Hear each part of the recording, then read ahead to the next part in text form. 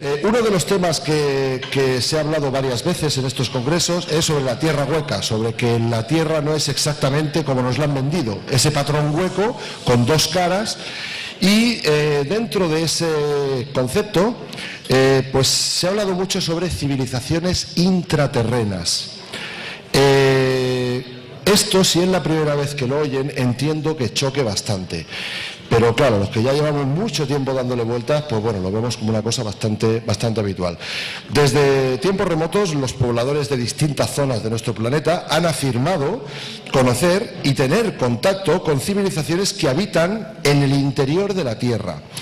¿Existen realmente tales civilizaciones? ¿Por qué no se relacionan con nosotros de forma abierta? ¿O por qué se esconden? Porque está claro que se esconden. Y para ello tenemos a una persona que, ella es de Jerez, creo, de Jerez. Ha estado durante el último año y medio dando vueltas por toda España, haciendo cursos, talleres, seminarios.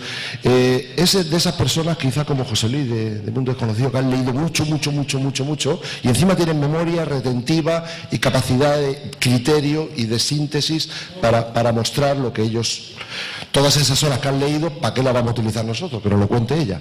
Entonces, bueno, ella es escritora, formadora, terapeuta, conferenciante y todo esto de aquí, que mejor no les leo, pero son muchas cosas. Entonces, les dejo a ustedes, venida de Granada, ella ha montado hace poco una tienda en la Alpujarra, en Trevélez, con Olga Traverso. Micrófono, tengo micrófono. Buenos días a todos. Es un placer poder estar con vosotros aquí en Sevilla, que como decía Miguel, ha habido que viajar mucho y cruzar muchas veces a España para participar en eventos como este. Y bueno, yo soy de Jerez, aquí al ladito, y me imagino que tanto como a mí, ¿no?, hay mucha otra gente que comparte esta euforia y esta alegría, y es de agradecer a Miguel Celades que se haya decidido, ¿no?, traer un evento como este aquí. Y bueno, no voy a demorarme mucho más porque tenemos mucho material para hoy. Tengo aquí un problemilla técnico. No veo mis diapositivas, a ver si así ahora va. Ahora, cuando preparaba esta ponencia yo decía, bueno, parece que lo mío son los reinos. Empecé en Andorra, ¿no?, con los reinos de Lemuria y de Atlántida. Continuamos después con el reinado de Sumer. Y ahora vengo con el reino de Agartha, o sea, de reino en reino. Esta ponencia me da la oportunidad quizás de retomar esas otras dos preámbulos a una verdad quizás mayor. Se habló un poquito de Lemuria, de Atlántida, como dije, luego hablamos un poco de la existencia no solo del reino de Sumer, sino de una raza que sabemos que nos visitó, los Anunnaki. Y bueno, se habló de algunas cosas ahí, pero yo creo que no quedó formada una película completa. Y a lo mejor con la ponencia de hoy pues podemos darle una visión un poco más de conjunto a todos estos datos. Como decía Miguel, quien no ha escuchado nunca hablar de civilizaciones intraterrenas, pues a lo mejor lo que voy a contar hoy aquí pues supone un shock para su sistema de creencias. Pero para los que realmente llevamos tiempo siguiendo todas estas cosas, investigando y estamos ya convencidos, ¿no? Hemos investigado, hemos encontrado pruebas y sabemos cómo está la situación real, pues quizás simplemente aporte un poco más a todo ese camino que ya cada uno de forma individual o en grupo en estos congresos ha recorrido. Y bueno, pues como soy consciente de que hay personas que quizás vienen por primera vez y no saben de qué es el tema, no he hecho una breve introducción para luego entrar en materia. Pueblos que habitan en el interior, decía Miguel. Bueno, hay muchos pueblos en la Tierra que dicen que han tenido contacto con civilizaciones del interior, ¿no? La pregunta en esta ponencia sería, ¿existe realmente vida inteligente en el interior del planeta? Y aquí tenemos algunos de, bueno, los indicios, ¿no?, más comunes que se pueden encontrar en la red, en libros o en cualquier sitio. Tenemos, por ejemplo, el caso de las tribus amerindias, principalmente los Hopi y los navajos, que comparten los dos la reserva en pueblos actualmente, vienen de tradiciones muy parecidas y ambos coinciden en que, bueno, los Hopis hablan de ciclos, y cuando hablan de ciclos hablan de destrucción de mundos. Y ellos decían que, bueno, que en el momento de alguna de estas destrucciones, momentos en los que la civilización decae y nace otra nueva, ha habido seres que han venido desde el interior de la Tierra. Hay un caso en el que hablan concretamente de una gran inundación y que después de esa catástrofe pues estos pueblos les ayudaron, que cuando el peligro pasó esta civilización volvió de nuevo al interior de la Tierra. Además, me gustaría añadir sobre los Hopi, dice literalmente que sus antepasados fueron visitados por seres procedentes de las estrellas, que se desplazaban en escudos volantes o pájaros tronantes, como ellos podían entender lo que era una nave en aquellos tiempos, y que dominaban el arte de cortar y transportar enormes bloques de piedra, así como de construir túneles e instalaciones subterráneas. A estos salvadores se les llama en sus escritos los cachinas, ¿no?, que significa sabios, ilustres o respetados, como pongo ahí. Aquí hay dos datos importantes. Uno, que eran visitados por seres de las estrellas y que estos seres tenían la capacidad de construir estos túneles o estas instalaciones subterráneas. Los mayas también cuentan muchas más cosas que esta que pongo aquí, pero bueno, decían que Quetzalcóatl, que según los registros sumerios sabemos todos que era Ningitzida, uno de los hijos del dios Enki, viajó al interior de la Tierra en una nave voladora y que estuvo allí durante 8 días. Estar 8 días en el interior de la Tierra, algo haría allí.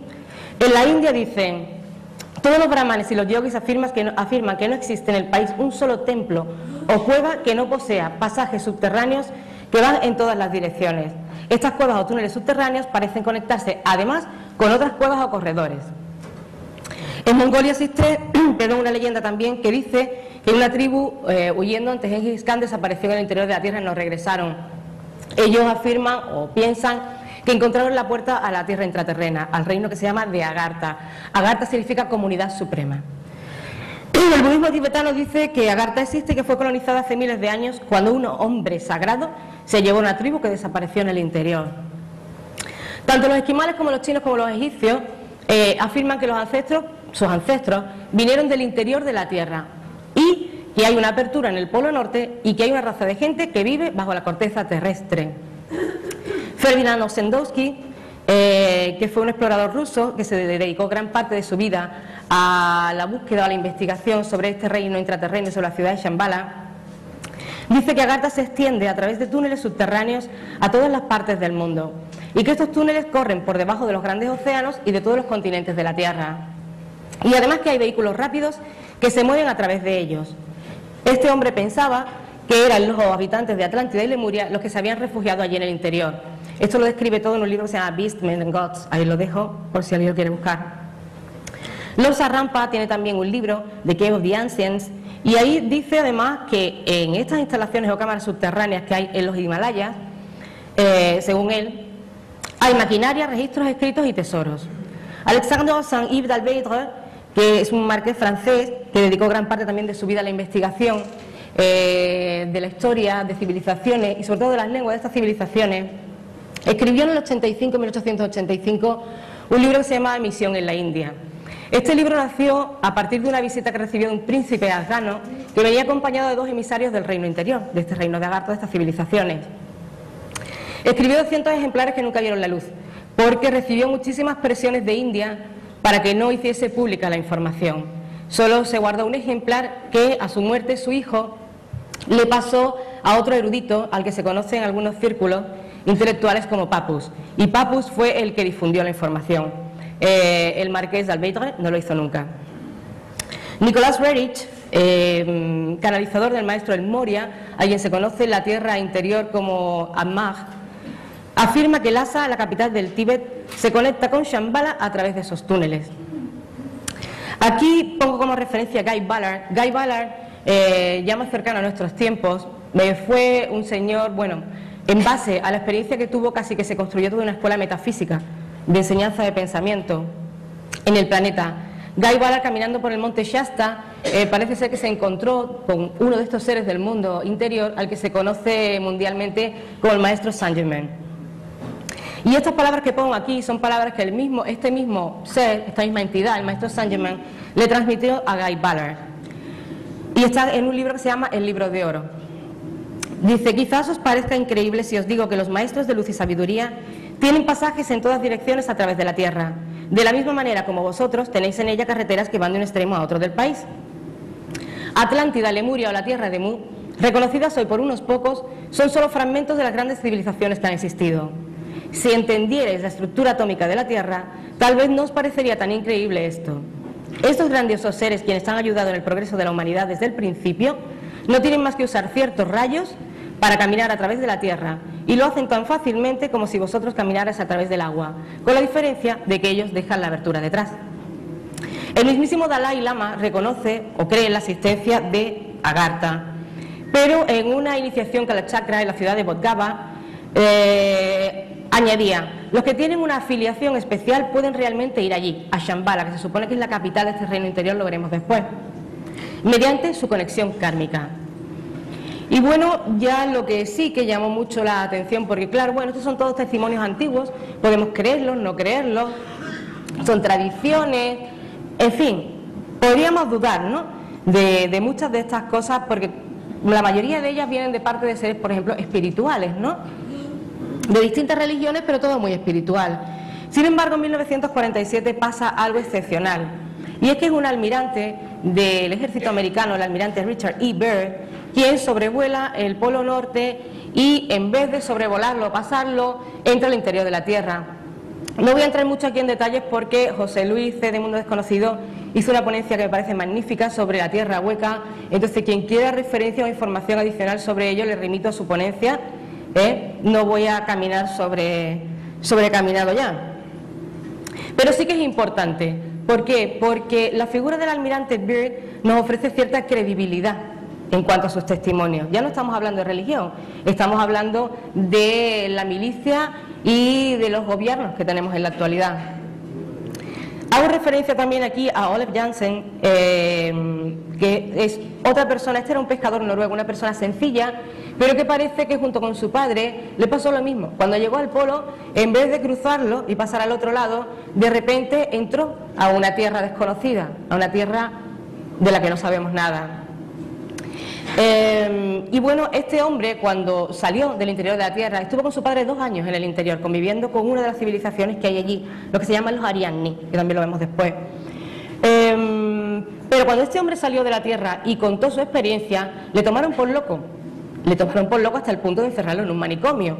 Entonces el hombre, cuando salió del manicomio, se dedicó a pescar, se cayó, emigró después a los Estados Unidos y ya en su vejez, casi a sus 90 años, fue cuando se decidió contarle a Willis George Emerson, que es quien nos pasa esta información en un libro que se llama The Smoky God, lo que este hombre había vivido, e incluso mapas que este hombre después a lo largo de su vida, porque claro, aquello le impactó, nadie le creía, pero la experiencia la llevaba en sí, ¿no?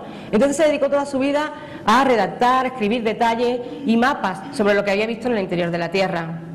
Y sería Willis George Emerson quien difundió esa información una vez que Olaf Jansen pues había pasado a mejor plano. Y luego otro testimonio que puede ser importante también es el de un arqueólogo, Robert Stacy Judd, pero no solo el de él, sino que este hombre se perdió con un grupo entero de espeleólogos en el interior de una cueva en la península de Yucatán, las cuevas que se llaman Loltún. Y dicen que bueno, estaban perdidos, no sabían qué hacer y de repente apareció un señor mayor, ¿no?, anciano ya, que se presentó y les ayudó a encontrar el camino de regreso a la superficie. Claro, uno dice, bueno, ¿y este arqueólogo por qué tendría que inventarse ninguna historia, no? Lo importante de la historia no es que se encontró con un anciano allí, sino que cuando le preguntaron, el anciano dijo que sabía que se habían perdido en la cueva porque tenía una serie de poderes extrasensoriales, ¿no?, de algún modo, para que nos entendamos, y había captado, había recibido que había gente perdida allí y había decidido subir a ayudar. Cuando le preguntaron, ¿no?, porque este hombre además era ciego, entonces claro, dijeron, bueno, ¿y usted qué hace aquí en una cueva, no?, a estas profundidades, ¿cómo que vive usted aquí? Y él dijo que no, bueno, que sí, pero no, que él vivía en el interior, salía a veces a la superficie, pero que en el interior había una civilización que cuidaba de él. De hecho, ayudó a salir a este grupo y él se regresó al interior de la cueva. Estos 3 últimos testimonios son ya testimonios que se integran o se encajan en lo que es el presente, Ya no estamos hablando de tradiciones, ya no estamos hablando de información oral que se pasa, ya no estamos hablando de sistemas de creencias, estamos hablando de personas del aquí y del ahora que dicen que han tenido contacto de alguna forma con seres que viven en el interior. Y no solo eso, sino que han descubierto una tierra en el interior y que la describen perfectamente, hasta donde se les ha podido mostrar. Y de estos 3 últimos testimonios, el de el almirante Richard E. Byrd y Olaf Jansen son muy importantes porque ellos no se conocían para nada y sin embargo los detalles que aportan sobre este mundo interior son exactos. O sea, hay una gran coincidencia entre la información que nos traspasa uno y otro. Si esa información no fuese real, o lo que ellos experimentaron no fuese real, ¿cómo es posible que haya tantas coincidencias? Sí. Llegados a este punto, uno puede abrir su mente y decir, bueno, algo debe de haber aquí. Y bueno, y si tomamos por válidas todas estas referencias del pasado, aquí he puesto unas cuantas, pero referencias al reino de Agartha, la ciudad de Agartha, y libros y autores hay muchísimos más. Lo que pasa, bueno, que no es cuestión de sacar una lista de 100, pero hay muchísimos. Y valdría plantearnos o preguntarnos, bueno, ¿sabían algo nuestros antepasados, los antiguos, que hoy en día no sabemos? Porque aquí están todos de acuerdo, en el mundo entero. Y no había internet, y no había teléfono, y todos lo sabían, o todos tienen hecha referencia a esta red de túneles subterráneos y a todas estas civilizaciones. La pregunta es, ¿sabían ellos algo que no sabemos nosotros? Y habrá algo de cierto en estos testimonios que nos dan personas no solo del pasado, sino de nuestro entorno actual. Ante esta sospecha hay otros datos que refuerzan también la posibilidad de que sí, sobre todo cuando entran en juego dos gobiernos importantes. Uno en la Alemania de Hitler, cuando Göring, Himmler y Hitler crean eufóricamente además una expedición para encontrar la puerta al reino intraterreno y entrar en conexión con la raza que existe allí. De hecho, frecuentaron mucho un famoso monte, que luego lo veremos que es una puerta a la entrada de este mundo, donde se dedicaron a hacer una serie de reuniones con el fin de entrar en contacto con esta raza. Y bueno, si no fuese cierto lo que el almirante Byrd vivió, experimentó y contó en 1947, ¿por qué en 1956, no mucho después, se organiza una nueva expedición a los polos, en este caso al Polo Sur? ¿Invertiría un gobierno dinero, lo que cuesta una expedición como esta, para buscar algo que no existe? Después, cuando el almirante Byrd descubrió aquella tierra en el Polo Norte y entró en contacto con esa civilización, esa información salió a la luz, por supuesto, y hubo dos revistas, una el Flying Saucer y el otro el National Geographic, que intentaron difundir la información, y ambas revistas encontraron una fuerte y desconocida oposición a que esa información viese la luz. De hecho, en el caso del Flying Saucer, 5.000 suscriptores, no uno, ni dos, ni tres, 5.000, se quedaron sin la revista de ese mes. Los ejemplares desaparecieron. Desde la imprenta a la editorial desaparecieron. Sí, y la única persona que parece que consiguió recibir a tiempo sus ejemplares desapareció junto con los ejemplares también.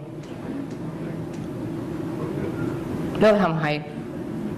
Consecuencia, bueno, la historia tiene mucho más detalle, ¿no? Lo que pasa que no voy a entrar tampoco aquí, quien quiera que lo investigue, yo dejo ahí los datos, pero bueno, pues no es normal, no es normal. Entonces, si no tienes nada que esconder, ¿por qué no dejas que la revista corra? Que las dos revistas corran. Algo habrá cuando es importante que se retire esa información, ¿no? Dos consecuencias vienen después de todo esto. Una, se prohíbe sobrevolar los casquetes polares bajo el pretexto de que los instrumentos de navegación aérea sufren graves perturbaciones debido a alteraciones magnéticas. O sea, a partir de esto se prohíbe sobrevolar los polos, ¿sí? Y dos, la Antártida pasa a ser un continente en el que la libre circulación queda restringida. La Antártida es donde está el Polo Sur, donde se piensa que hay una entrada muy importante a la tierra intraterrena. ¿Y saben ustedes lo que hay en Antártida? Bases militares. 4, si no me equivoco, ¿no? Bueno, más, ¿sí? Por supuesto, Estados Unidos tiene una base militar allí, Rusia tiene una base militar allí, y no se permite la libre circulación de personas por la Antártida. No es fácil que te permitan ir a la Antártida. Y si por algún motivo te permitiesen ir a la Antártida, no podrías caminar libremente por allí, como les pasa a los científicos que van. Irás a donde te lleven. Sí, y podrás recoger muestras al lugar al que te lleven. No solo eso, sino que junto a la instalación militar americana existe una segunda base de Greenpeace, que sabéis que es un grupo ecologista importante, y que este grupo está financiado por Rockefeller. La excusa principal o el motivo principal por el cual no se puede acceder a la Antártida es por motivos ecológicos. ¿Sí? No digo ni que sí, ni que no, ni que haya, ni que no haya, pero indiscutiblemente todo esto le hace a uno pensar, o le hace a uno plantearse, ¿habrá algo de verdad en todo esto? Sí. Vamos a ver cómo vamos de tiempo. ¿Me puede decir alguien, por favor? Media hora. Tenemos poco tiempo.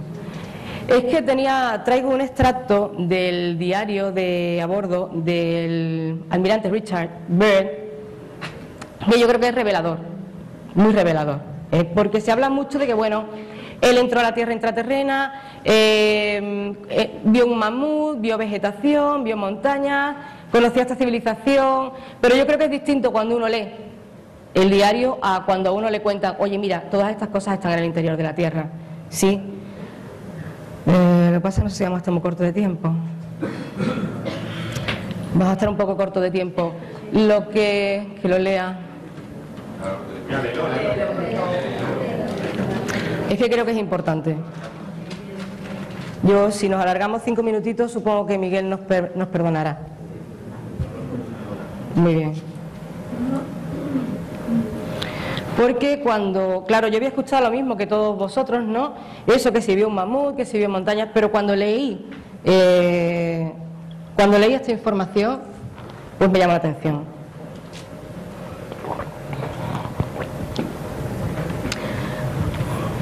Tenemos considerables turbulencias. Bueno, este es el libro de a bordo, ¿eh?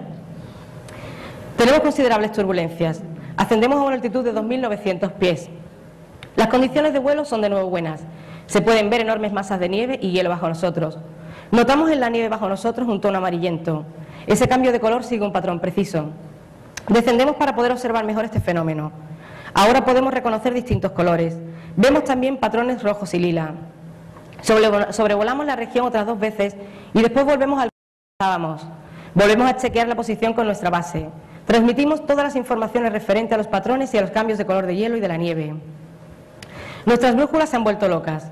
Ambas, la brújula giroscópica y la brújula magnética, giran y vibran. Ya no podemos comprobar nuestra posición y dirección con nuestros instrumentos. Solo nos queda la brújula solar. Con ella podemos mantener la dirección. Todos los instrumentos funcionan titubeantemente y extremadamente lentos. Sin embargo, no podemos determinar una congelación. Podemos distinguir montañas entre nosotros. Nos situamos a 2.950 pies. De nuevo tenemos fuertes turbulencias. Hace 29 minutos que hemos visto las montañas por primera vez. No nos hemos equivocado. Es toda una cadena montañosa. No es especialmente grande. Nunca antes la había visto. Entre tanto, estamos directamente sobre la cadena montañosa. Seguimos volando en línea recta, siempre en dirección norte. Tras la cadena montañosa hay verdaderamente un pequeño valle. A través del valle serpentea un río. Estamos asombrados. Aquí no puede haber un valle verde. Aquí hay cosas que no concuerdan. Bajo nosotros deberían de haber masas de hielo y nieve. A babor, las pendientes de las montañas arboladas con altos árboles. Toda nuestra navegación ha dejado de funcionar. La brújula giroscópica se balancea continuamente en un ir y venir. Desciendo ahora a 1.550 pies. Hago girar acusadamente el avión hacia la izquierda. Ahora puedo ver mejor el valle bajo nosotros. Sí, es verde, está cubierto de árboles y zonas de musgo. Aquí dominan otras condiciones de iluminación. En ningún lado puedo ver el sol.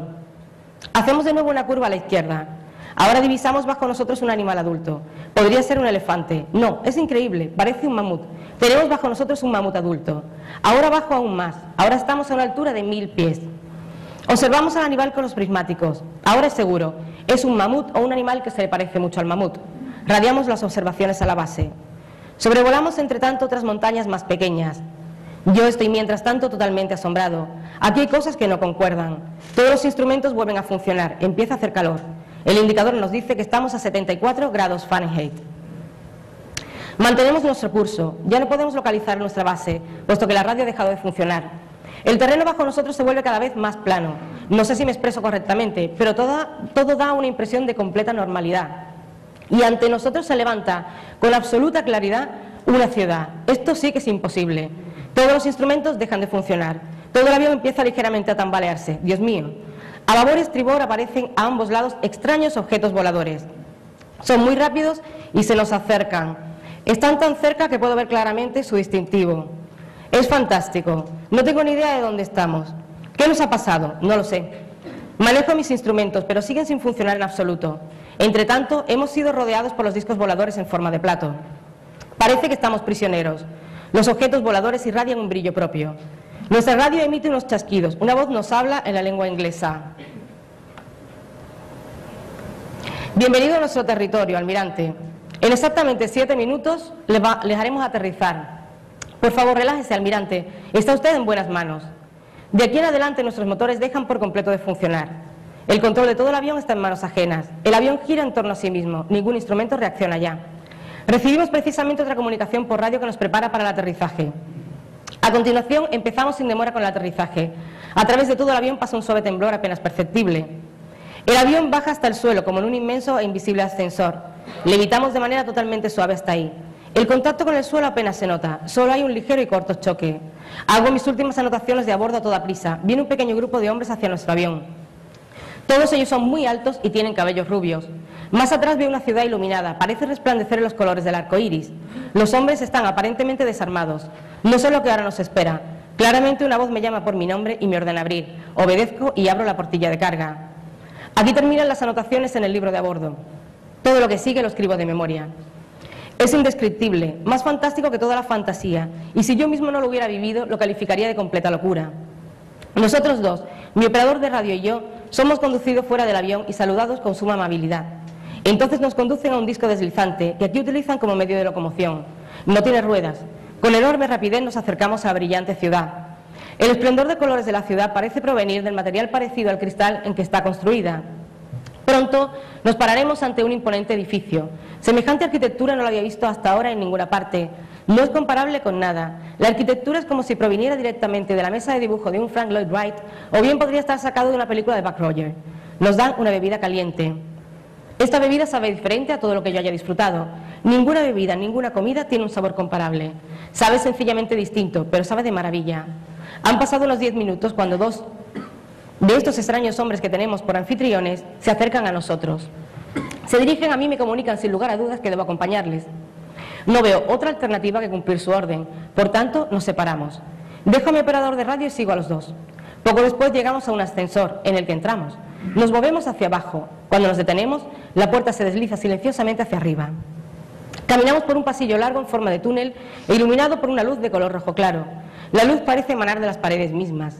Llegamos ante una puerta grande. Ante esta gran puerta nos paramos y permanecemos así. Sobre la gran puerta se encuentra un letrero acerca del cual nada puedo decir. Sin ningún ruido se desliza la puerta a un lado. Una voz me exhorta a entrar. No se preocupe, almirante, me tranquiliza la voz de uno de mis dos acompañantes. El maestro va a recibirle, de manera que entro. Estoy deslumbrado. La multitud de colores, la luz que llena la habitación, mis ojos no saben a dónde mirar y tienen primero que acostumbrarse a las condiciones. Pasa un rato hasta que puedo reconocer algo de lo que me rodea. Lo que ahora veo es lo más bonito que he visto nunca. Es más espléndido, más bonito y más suntuoso de lo que yo podría describir. Creo que ningún idioma puede resumir con palabras lo que puede ver. Creo que a la humanidad le faltan palabras para ello. Mis observaciones y reflexiones fueron interrumpidas por una voz melodiosa y cordial. Le doy la bienvenida. Sea usted de la forma más cordial bienvenido a nuestro país, almirante. Ante mí está un hombre de gran estatura y una fina cara marcada por la edad. Está sentado a una imponente mesa y me da a entender con un movimiento de la mano que debo sentarme a una de las sillas. Le obedezco y me siento. Después junta sus manos de forma que se tocan las puntas de los dedos. Me sonríe. Nosotros le hemos hecho venir porque tiene usted un carácter consolidado y arriba en el mundo goza de gran fama. ¿Arriba en el mundo? Me falta el aliento. Sí, contesta el maestro mis pensamientos. Usted está ahora en el imperio de los Ariadni, en el interior del mundo. No creo que nosotros tengamos que interrumpir su misión mucho tiempo. Usted pronto será conducido a la superficie de la Tierra. Pero antes le voy a comunicar por qué yo le hice venir, almirante. Nosotros seguimos los acontecimientos que se producen arriba sobre la Tierra. Nuestro interés fue despertado cuando ustedes lanzaron las primeras bombas atómicas en Hiroshima y Nagasaki. En aquella mala hora fuimos a vuestro mundo con nuestros platillos volantes. Teníamos que ver personalmente lo que hizo vuestra raza. Entre tanto, hace ya mucho de eso, y vosotros diríais que es historia, pero es para nosotros significativo. Por favor, déjeme continuar. Nosotros no nos hemos inmiscuido en vuestras escaramuzas y guerras. Vuestras barbaridades las hemos consentido. Pero mientras tanto habéis empezado a experimentar con fuerzas que en realidad no estaban pensadas para los hombres. Esto es la fuerza atómica. Ya hemos intentado algunas cosas. Hemos hecho llegar mensajes a los estadistas del mundo, pero ellos no creen en la necesidad de escucharnos. Por este motivo fue usted elegido. Usted debe ser nuestro testigo, testigo de que nosotros y este mundo en el interior de la Tierra existimos. Que nosotros aquí realmente existimos. Mire a su alrededor y usted pronto comprobará que nuestra ciencia y nuestra cultura están varios miles de años por delante de las vuestras. Mire usted, almirante. Pero interrumpí al maestro. ¿Qué tiene esto que ver conmigo, señor? El maestro parecía sumergirse en mí y después de que durante un rato largo me había examinado, me contestó: vuestra raza ha alcanzado el point of no return. Tenéis a personas entre vosotros que estarían dispuestos antes a destruir la tierra entera que a perder su poder, el poder que ellos creen conocer. Yo de nuevo le di a entender con un movimiento de cabeza que seguía sus explicaciones. El maestro continuó hablándome. Ya desde hace 2 años intentamos una y otra vez contactar con vosotros, pero todos nuestros intentos son contestados con agresividad. Nuestros platillos voladores son perseguidos por vuestros aviones de combate, atacados y disparados. Ahora debo decirle, hijo mío, que una enorme y nefasta furia se levanta, que una poderosa tormenta barrerá su país, y durante mucho tiempo arrasará. Desconcertados ante ello estarán vuestros científicos y ejércitos, y no podrán ofrecer ninguna solución. Esa tormenta tiene el poder de aniquilar toda vida, toda civilización de ustedes, de forma que toda cultura podría ser destruida y todo podría hundirse en el caos. La gran guerra que acaba de terminar es solo un preludio de lo que puede venir sobre vosotros. Para nosotros aquí esto se hace patente hora tras hora de manera más clara.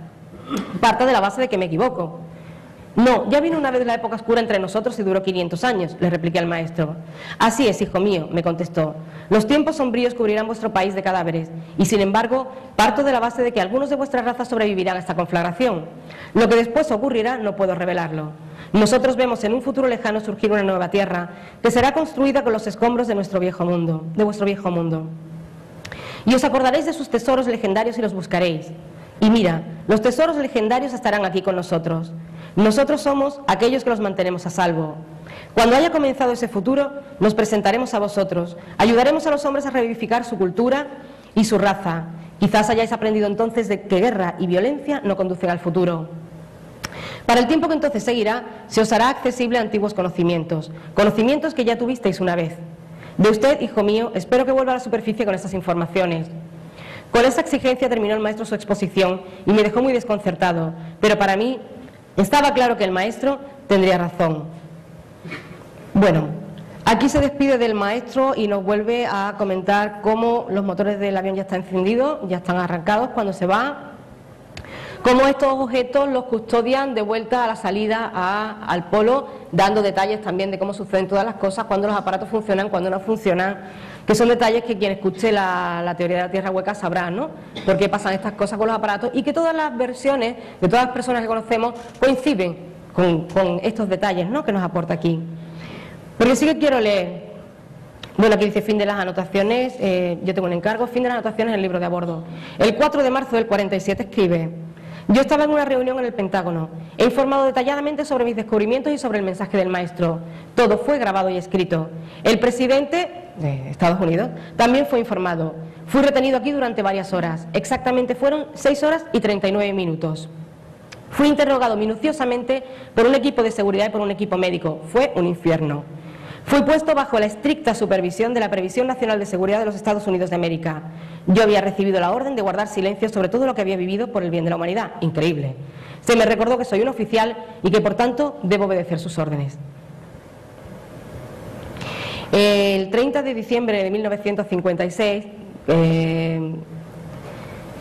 año que se relaciona con la exploración al segundo de los polos, dice: los años posteriores a 1947 no fueron muy agradables para mí. Hago ahora la última anotación en este especial diario. Quisiera mencionar que me he callado los descubrimientos que hice tal y como se me ordenó, pero eso no es lo que tengo en mente. Noto que pronto llegará mi hora, pero no morirá este secreto conmigo, sino que será difundido como toda verdad. Y así será. Solo así puede existir la única esperanza para la humanidad. Yo he visto la verdad, ella me ha hecho despertar y me ha liberado. He cumplido mi deber con el enorme complejo militar y económico. Mi larga noche se acerca, pero tendrá un fin, así como la larga noche del Ártico tiene un fin. Así también la verdad volverá como un luminoso rayo de luz, y los poderes oscuros no podrán atravesar la luz de la verdad. He visto el país más allá del polo, el centro del gran desconocido. 13 o 14 meses después de escribir esto, muere el almirante Richard E. Byrd. Y Lo más que tenemos de él, bueno, pues fueron sus anotaciones y su diario, porque como veis, durante el tiempo en que vivió, este hombre, si se indaga un poco, vivía en una continua lucha entre la necesidad que sentía de un lado de comunicar lo que él había visto, ¿no?, y la realidad del mundo a la humanidad, y la obligación que tenía como militar de guardar un secreto de Estado, ¿sí?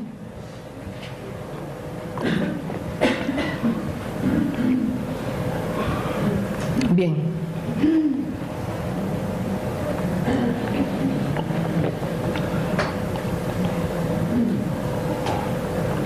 Entonces, nos planteamos la pregunta: ¿existe realmente el reino de Agartha? El reino de Agartha, para dar una visión más completa de él, dicen, bueno, pues que es todo un sistema de ciudades que existen en el interior de la Tierra. Igual que nosotros tenemos ciudades que se unen por carreteras en la superficie, ellos tienen ciudades, se calcula, pueden ser unas 100 colonias en el interior de la Tierra, que se comunican o se intercomunican entre sí a través de túneles, laberintos y galerías subterráneas. Aquí, por ejemplo, tenemos los laberintos de la ciudad subterránea de Derinkuyu, en Capadocia. En esta imagen de aquí podéis ver que, bueno, hasta el momento se sabe que tiene 21 subniveles, hasta el momento, solo 8 de ellos están siendo explorados, ¿sí? Viendo cosas así, pues no sería tanta locura pensar que sí que pueden existir niveles de vida muy dentro del interior.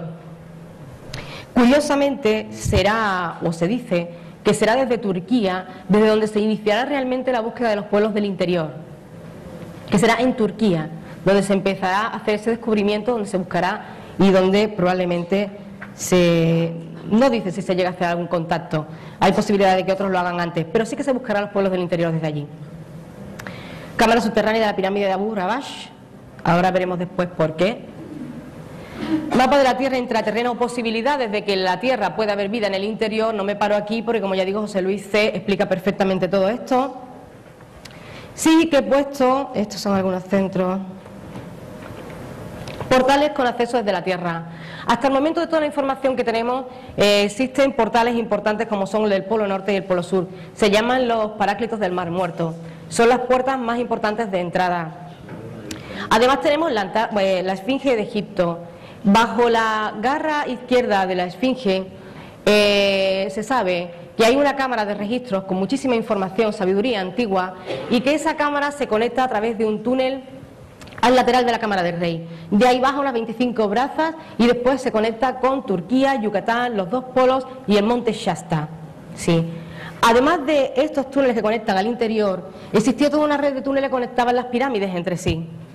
Hemos visto antes el interior o el subterráneo de una de las pirámides de Egipto, de Abu Rabash. Todas estas pirámides parece que se conectaban entre sí. El problema es que al río Nilo lo cambiaron cuando construyeron la represa, cambiaron el curso 20 grados al este. Eso hizo que muchos de los túneles hayan quedado sumergidos bajo agua. Pero también se dice que un día el Nilo cambiará su curso de nuevo y esos túneles saldrán a la luz. De todas formas, los túneles que están en Egipto no se ha trabajado en ellos o no se han frecuentado durante mucho tiempo, por lo cual no son túneles que estén en muy buen estado para circular.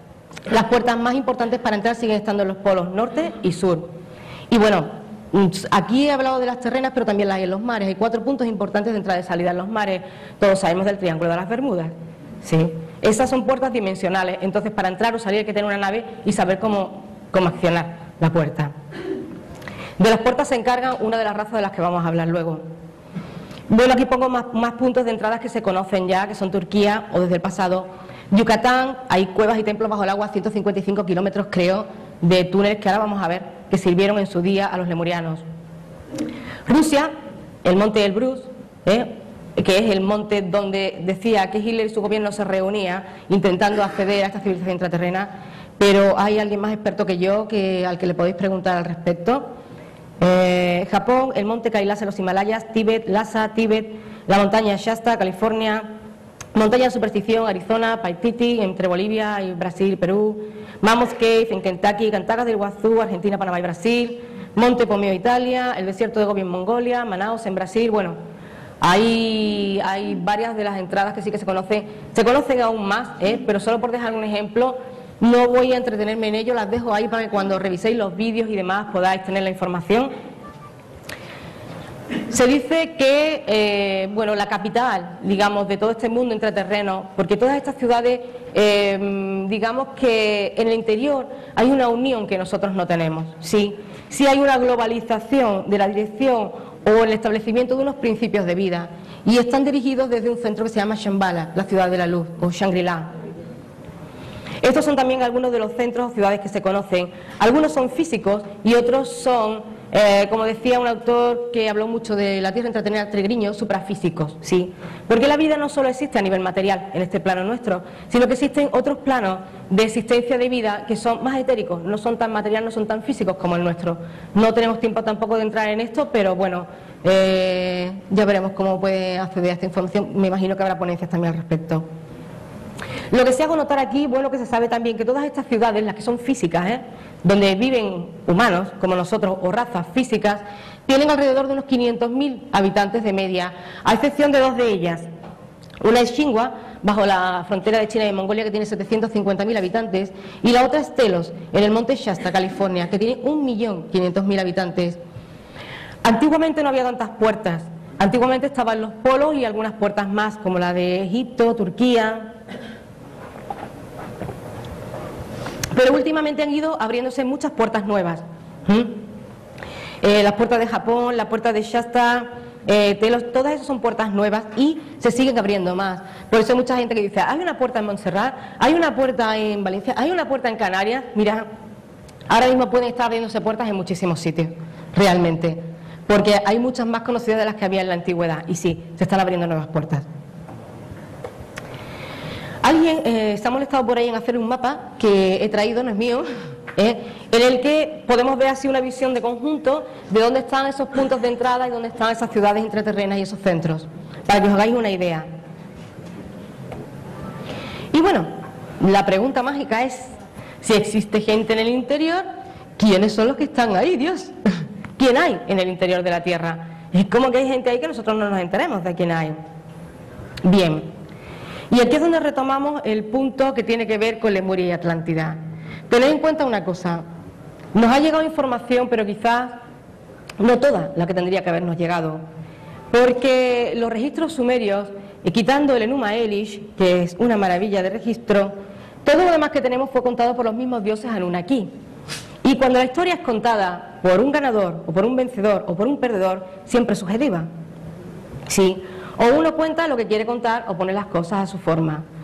Entonces hay cosas que en esos registros, aparte de eso, hay muchos registros sumerios que todavía no han sido traducidos, que también puede salir más información a la luz en este sentido.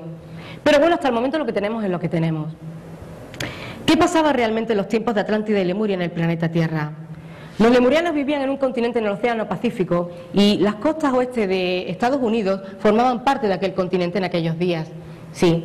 El pueblo lemuriano era una raza blanca que fue creada a través también de genética, pero de intervención genética de otras civilizaciones distintas a las Anunnaki. En aquellos tiempos el planeta Tierra era visitado por muchas civilizaciones del exterior y había un contacto directo con todos estos pueblos. Tenemos la prueba del pueblo Dogon, por ejemplo, que nos habla de Sirio y nos cuenta una serie de cosas que saben porque ellos dicen que en el pasado tuvieron contacto con ellos, ¿sí? Los Hopi o los esquimales también nos hablan de las mismas cosas. Pues bien, el pueblo lemuriano, debido a circunstancias que había en el entorno donde vivían, se vieron compelidos a vivir en el interior, en cuevas, en túneles donde desarrollaron muchísima telepatía.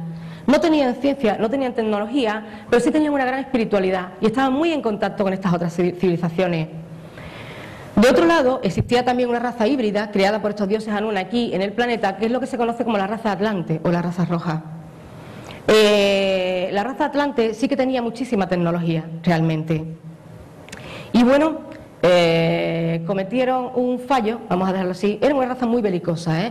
Los Anunnaki tenían, como sabemos, colonias en la Tierra, en Marte, y tenían colonias en la Luna. La colonia de la Tierra destruyó una base muy importante que tenían ellos en la Luna. Marte siempre estaba enfrentado, era el centro militar, estaba siempre enfrentado con todos los demás. En este caso, la verdad es que no provocaron el desastre porque fuesen belicosos, sino por ignorancia, ¿sí? Por un uso ignorante de la tecnología que tenían. El caso es que propiciaron una glaciación en cuestión de nada en Lemuria. Y a partir de esta glaciación se hundió su continente. La mayoría de los lemurianos fallecieron o murieron en esta catástrofe, pero muchos de ellos huyeron de Lemuria. Mujeres y niños, sobre todo, fueron ayudados por los ancianos sabios de su pueblo y atravesaron a través de unas galerías y túneles subterráneos que tenían, porque claro, recordad que vivían en el interior. Ellos habían construido ya muchos túneles subterráneos y muchas galerías, y tenían un paso que iba desde Lemuria hasta un puerto meridional que había en Atlántida, que se llamaba Onay. Y estos túneles por los que ellos cruzaron estaban en Baja California y México, de ahí que haya tantísimas cuevas en Yucatán. Pueden ser reminiscencias de los pasos que utilizaron para llegar hasta Atlántida. Cuando llegaron a Atlántida, bueno, los atlantes pensaron en su ignorancia que todo lo que estaba pasando en Lemuria pasaba en Lemuria y no les afectaba a ellos. Pero el cataclismo y las convulsiones de la Tierra llegaron al norte de Atlántida, donde ellos tenían toda la tecnología, que era su poder, era todo lo que ellos eran, no sabían nada más, no tenían nada más. Y los grandes centros dejaron de funcionar. Cuando los grandes centros del norte de Atlántida dejaron de funcionar, la civilización empezó a degenerar y a decaer rápidamente. Brasil y Sudamérica era parte del continente, porque bueno, Lemuria y Atlántida estaban separadas por una especie de pantanos y montículos hasta llegar a un continente firme. Parte de ese continente firme eran Brasil y Sudamérica, y esa parte se separó de la masa continental primigenia. Y luego las zonas montañosas del norte de Atlántida, que podían ser las Islas Canarias, Groenlandia, Holanda, Inglaterra, Irlanda, todo eso eran partes también del continente de la Atlántida, que bueno, al ser zonas muy elevadas, quedaron fuera de los mares en su momento. Pero hay una cosa muy importante, y es que una masa de tierra de ese continente se desplazó, tampoco voy a entrar en los detalles de cómo se desplazó hasta el Polo Sur, ¿sí? Y está justo debajo de la Antártida. Y hay mucha gente que sabe que los laboratorios científicos de la Atlántida, palacios, monumentos, centros muy importantes de la Atlántida, están bajo 1 metro de nieve en el continente del Polo Sur, en la Antártida. Si no se sabe, no se sabe, pero si uno lo sabe, dice, ¿será ese el motivo por el cual la Antártida está en la situación en la que está? Sí. Dicen que se encuentran todos esos centros a 1 metro simplemente de la superficie y que un día serán encontrados, no próximamente, pero sí serán encontrados. Bien, como decía, la civilización atlanteana degeneró en conciencia y abusó indiscriminadamente de mujeres, de niños y de niñas, porque consideraban a los lemurianos inferiores. Los lemurianos eran seres mucho más altos que ellos. Los antiguos gigantes de lo que habla la mitología no son las razas híbridas con los Anunnaki. Los Anunnaki eran levemente más altos que nosotros, pero nunca gigantes. La raza de los gigantes fue una mezcla de homínidos que había en el planeta con razas de más allá de nuestro Sol, en concreto andromedanos y pleiadianos. Esos fueron los antiguos gigantes, que fueron perdiendo también altura. Estos últimos lemurianos podían tener 2,40 metros, 3 metros y poco de altura, pero eran mucho más grandes y habían desarrollado mucho más lo que eran ellos mismos que los atlanteanos, que eran una raza bastante más pequeña que ellos. Y ahí se levantó una entidad que marchó contra esta raza híbrida de los Anunnakis. Una entidad que llegó a tener un ejército de 2 millones de personas, y esto lo cuenta además el Ramayana. Entonces, a nosotros los Anunnakinos nos han dicho que en el año 33.000 a.C., del 33.000 a 35.000 a.C., pudiese haber 2 millones de personas nada más que en un ejército, quitando todos los que perecieron en Lemuria, ¿sí? Y todos los que estaban a otra cosa, ¿no? Pues este ejército marchó desde Atlántida hasta lo que se llama Mongolia, las tierras de Mongolia, el desierto de Gobi, ¿sí? Destruyendo civilizaciones, destruyendo registros y colonizando todo lo que es la cuenca del Mediterráneo. Cuando esta marcha cesó 63 años después en el desierto de Gobi, es cuando allí se creó Shambhala.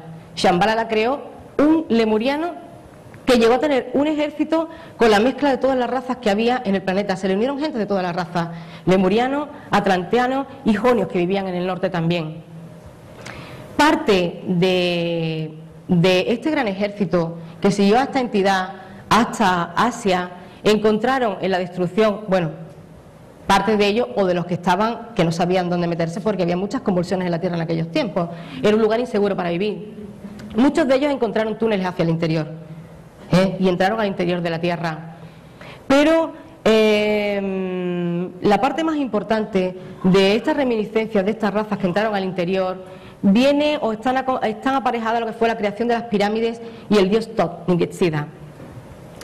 Tengan en cuenta una cosa, la creación del hombre, la manipulación genética que se perpetró por parte de los Anunnakis en la raza fue hecha principalmente por la diosa Ninmah y por Ningishzida, este hijo del dios Enki.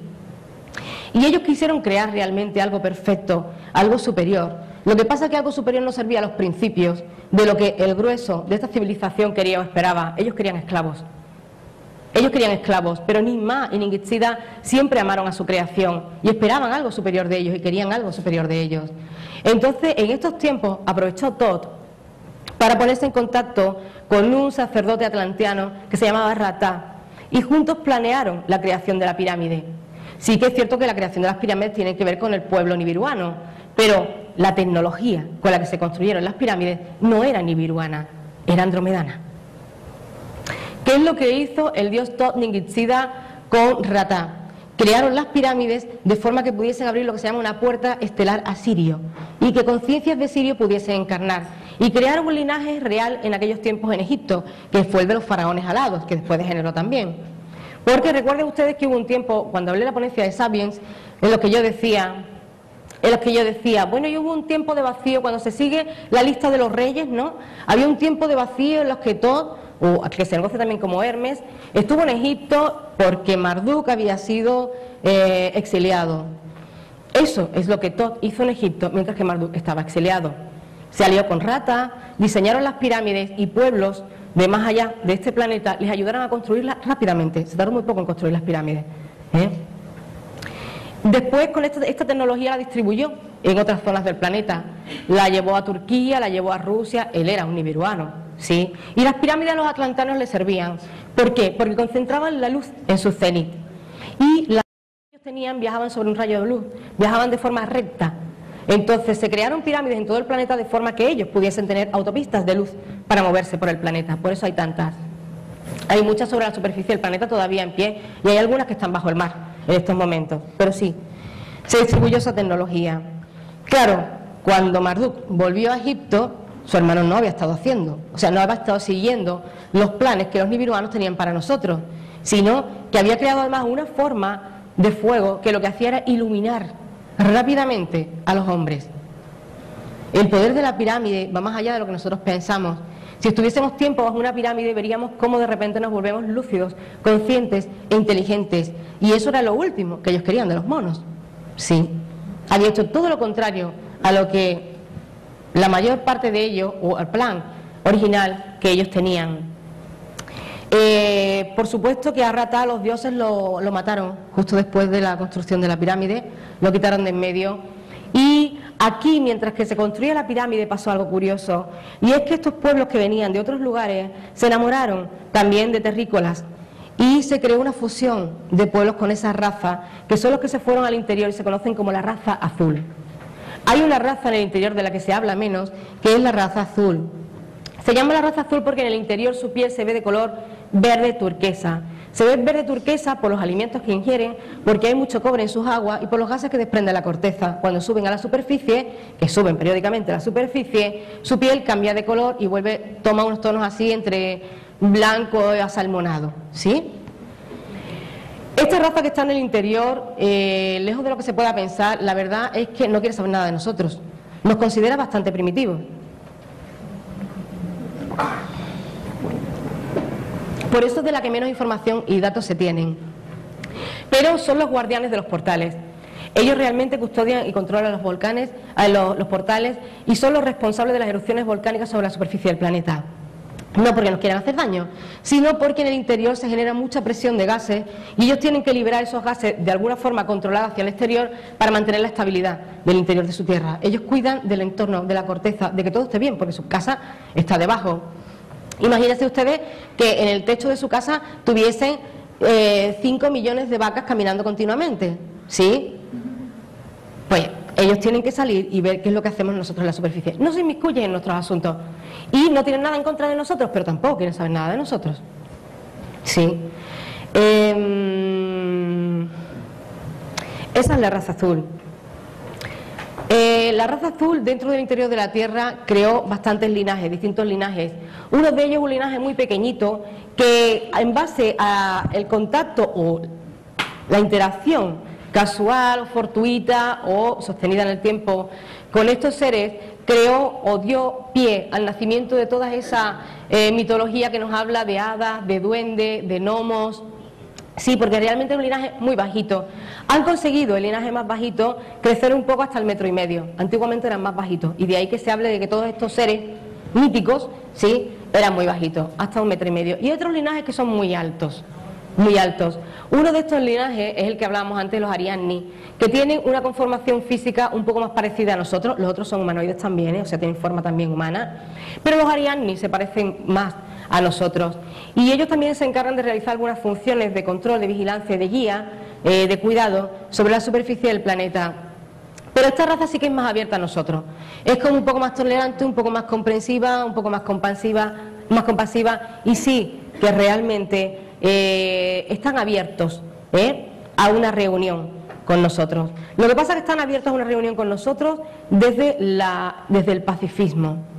Hasta que la raza humana no deje de ser tan agresiva, tan violenta y tan guerrillera, algo que heredamos de los dioses nibiruanos, estos pueblos del interior no se van a abrir abiertamente a nosotros. Porque la pregunta es, bueno, ¿y si están ahí, por qué no se sientan a dialogar con nosotros? No, de ahí la duda de que existan o no existan. Pero pensemos en una cosa. ¿Alguna vez han visto ustedes el comportamiento de las cabras?